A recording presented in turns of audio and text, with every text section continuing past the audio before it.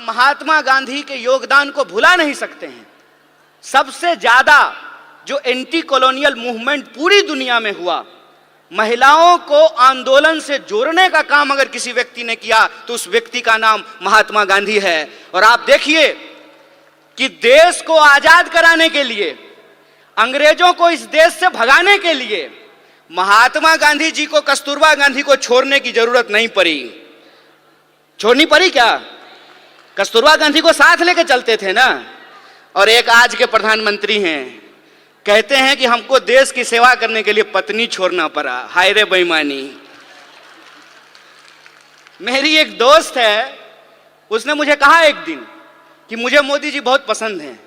हमने कहा कि तुमको हम ना पसंद हैं यह बात कोई दिक्कत नहीं है, लेकिन तुमको अगर मोदी जी पसंद हैं तो एक बात हम तुमको कहना चाहते हैं, ईश्वर करें कि तुमको मोदी जैसे ही पति मिले। दूर से बात बहुत अच्छा लगता है, अपने पे जब अगर बात आ जाए तो उसका असर समझ में आने लगता है। आप मुझे बताइए, जो महिलाएं ये कह रही थी कि बृजभूषण जी ने कुछ नहीं किया, रह पाएंगी बृजभूषण के साथ? जीवन बिता पाएंगी उसके साथ? हमारे समाज में जो आज हो रहा है उसको हमको बहुत गंभीरता से समझने की जरूरत है। जो अधिकार हमको एक एक करके बिना लड़े मिल गए, इस देश में समान वोट के अधिकार के लिए कोई महिला आंदोलन नहीं हुआ। जब संविधान लिखा जा रहा था तो वोट का अधिकार दे दिया गया। इस देश में संविधान सभा में 15 महिलाएं शामिल होंगी, इसके लिए कोई आंदोलन नहीं हुआ। महात्मा गांधी ने अपने इनिशिएटिव से, उस वक्त जो है हमारा अखिल भारतीय महिला संघ नहीं था, महिला कांग्रेस नहीं था उस वक्त, लेकिन गांधी जी ने महिलाओं को घर से निकाल करके अपने आंदोलन में शामिल कराया। और आप जानते हैं, शराबबंदी के खिलाफ जो पिकेटिंग का आंदोलन होता था वो पूर्ण रूप से महिलाओं का आंदोलन था। महिलाएं जाती थीं और शराब की दुकानों को बंद कराती थी। महिलाओं को राजनीति की मुख्य धारा में लेकर के आए, ये एक प्रोग्रेसिव सोच थी। प्रोग्रेसिव सोच के चलते संविधान सभा का ऐसे निर्माण हुआ जिसमें महिलाओं के प्रतिनिधित्व को सुनिश्चित किया गया। और यह प्रोग्रेसिव डेमोक्रेसी थी कि अमेरिका में आज तक, अमेरिका कहता है ना कि हम दुनिया का सबसे मॉडर्न देश हैं, मॉडर्निटी का ठेकेदार हैं। अमेरिका में आज तक कोई महिला राष्ट्रपति नहीं बन पाई है, और हमारे यहां महिला राष्ट्रपति बनी और उसी आधार पे भाजपा को कहने का यह हक मिला कि हम एक आदिवासी को राष्ट्रपति बना रहे हैं। बोलिए, लेकिन प्रश्न यह है आज हमारे सामने कि एक आदिवासी को अगर इस देश का राष्ट्रपति बनाया गया है तो मणिपुर में जब अत्याचार हो रहा था तो माननीय राष्ट्रपति ने अपने मुंह पे क्यों चुप्पी साध रखी है? यह राजनीतिक चुनौती है। इस राजनीतिक चुनौती को हमको समझना पड़ेगा और हम यह बात समझें कि विंग बनाने का यह मतलब नहीं होता है कि हम गुलदस्ता हैं, कि नेताजी आने वाले हैं तो 4 महिला को बुला करके वंदे मातरम गवा देते हैं। हम गुलदस्ता नहीं हैं कि भीड़ में जो है आप आगे में 4 लोगों को बिठा करके हमको सजा दीजिएगा। हम तेज पत्ता हैं कि बिरयानी में ऊपर से डाल दीजिएगा और जब खाने लगेगा तो निकाल दीजिएगा। यह प्रतिनिधित्व का सवाल है। प्रतिनिधित्व के सवाल को हमको सीरियसली लेना पड़ेगा, और अगर हम सीरियसली लेते हैं तो प्रश्न आता है पॉलिटिकल कल्चर का। आपने देखा, सारी जो एंकर हैं वो टीवी पे क्या कर रही हैं? वो कह रही हैं कि मणिपुर पे आप बोल रहे हैं, राजस्थान पे नहीं बोल रहे हैं। अरे राजस्थान क्या, दुनिया के किसी कोने में अगर महिलाओं के ऊपर कोई अत्याचार होगा तो बिना किसी राजनीतिक लाग लपेट के उसके ऊपर सवाल खड़ा करेंगे, उसके खिलाफ बोलेंगे ये हमारा हक है। आप ये व्हाट अबाउट रीच कर रहे हैं। आप ये दिखाने की कोशिश कर रहे हैं कि चोरी हो जाना, डकैती हो जाना और बलात्कार हो जाना एक है। नहीं है एक। किसी का पर्स मारा गया और किसी के साथ बलात्कार हुआ, ये दोनों अपराध एक है क्या? जो सर्वाइवर होते हैं उनकी पूरी जिंदगी जो खराब हो जाती है।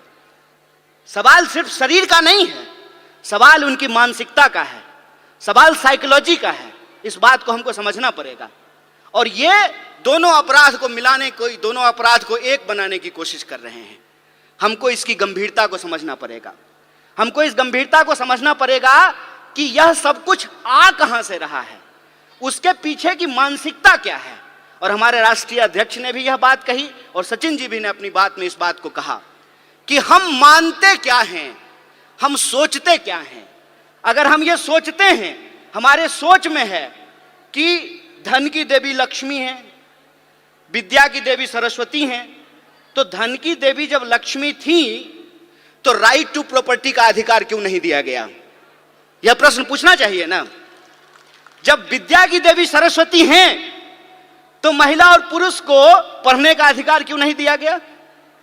यह जब हम सोचेंगे तब हमको समझ में आएगा कि आजादी गिफ्ट में नहीं मिला है, नागरिकता का अधिकार गिफ्ट में नहीं मिला है, राजनीति में शामिल होने का अधिकार गिफ्ट में नहीं मिला है।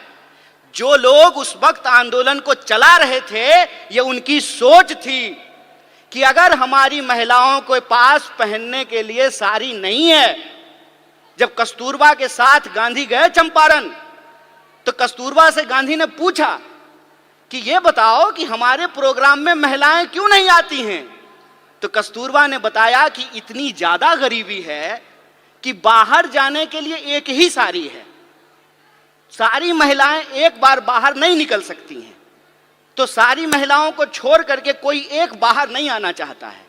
और एक कहानी बोल करके मैं अपनी बात को समाप्त करूंगा, उससे आप वस्तु स्थिति को अपने आप समझ जाएंगे। एक बार मेरे घर में शादी थी, सारे मर्द को बारात जाना था।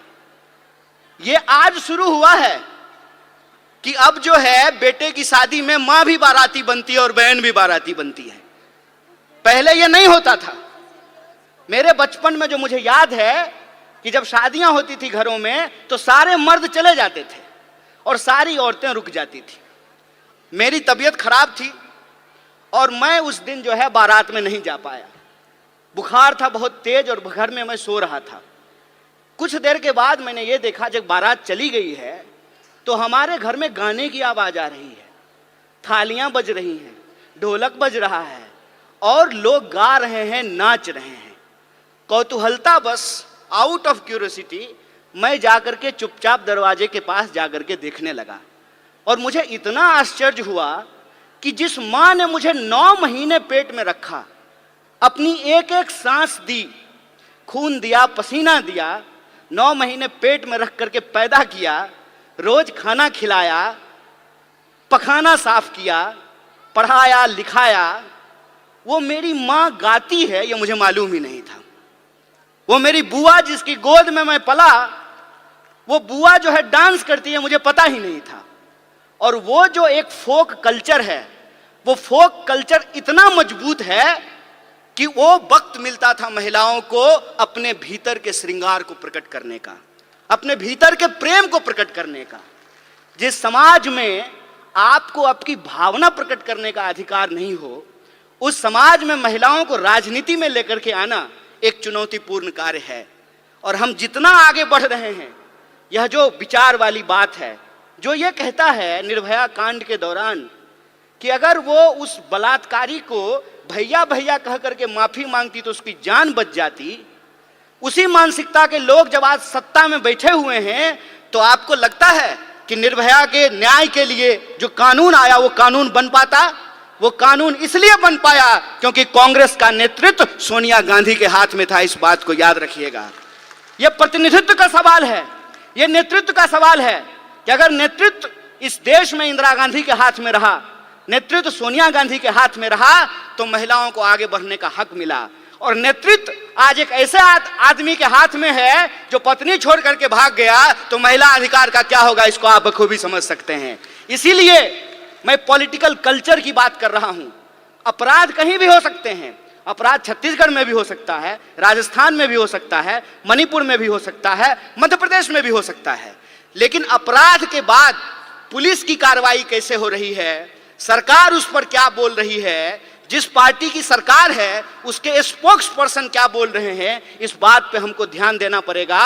और कांग्रेस और बीजेपी के बीच में दल का फर्क नहीं है, विचार का फर्क है। इस बात को हमको समझना पड़ेगा। और अगर हम समानता में भरोसा रखते हैं, अगर हमको लगता है कि बलात्कारियों को मंत्री, मुख्यमंत्री, विधायक और एमपी नहीं बनाना चाहिए, तो 2024 का चुनाव कांग्रेस पार्टी के अस्तित्व का चुनाव नहीं है। 2024 का चुनाव हम महिलाओं के लिए, हम तमाम नागरिकों के लिए, इस देश के अस्तित्व का सवाल है, संविधान के अस्तित्व के सवाल है। इसको हमको समझना पड़ेगा। और जिन चीजों से हम जूझ रहे हैं, चाहे वो महंगाई हो, चाहे वो बेकारी हो, उन तमाम सवालों को लेकर के हमको घर घर जाना है। और जो संविधान ने जो हमको अधिकार दिया है, समान अवसर का, सम्मान का, एकता का, भागीदारी का, उसको हमको आगे लेकर के जाना होगा। और जो नारा आपने लगाया है, आधी आबादी पूरा हक, अपनी पार्टी और एनएसयूआई की तरफ से इस मांग के साथ हम पूर्ण समर्थन में खड़े हैं और आप किस लड़ाई में कंधे से कंधे मिला करके